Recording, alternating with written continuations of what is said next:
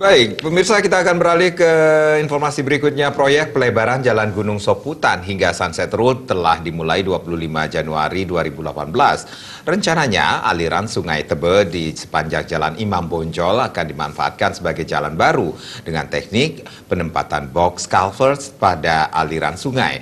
Merespon rencana itu, Desa Pemecutan Klod mengimbau pelaksana proyek meminimalkan efek samping seperti banjir dan kemacetan.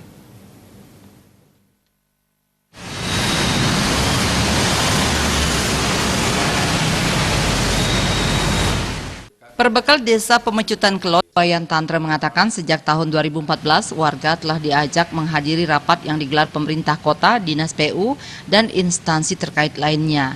Sosialisasi baru dilakukan terhadap tokoh masyarakat dan pengusaha di sepanjang proyek tersebut dari Jalan Gunung Soputan ke selatan hingga Sunset Road pada tahun 2017. Intinya semua masyarakat menginginkan proyek pelebaran jalan dapat segera terrealisasi karena kelanjutan Jalan Mahendra Data tidak bisa diharapkan lagi. Perbekal dan semua anggota masyarakat mengharapkan pengerjaan proyek dan kelanjutannya tidak menimbulkan permasalahan karena Sungai Tebe rawan banjir. Dalam proses pengerjaannya, pelebaran jalan itu agar tidak semakin memperparah kemacetan. Setelah proyek rampung diharapkan ada pihak yang mengawasi dan membersihkan apabila nantinya terjadi sedimentasi di dalam gorong-gorong. Kalau dari PT Wika dan dari Sakar Nasional juga tidak akan mengadakan sampai penutupan jalan.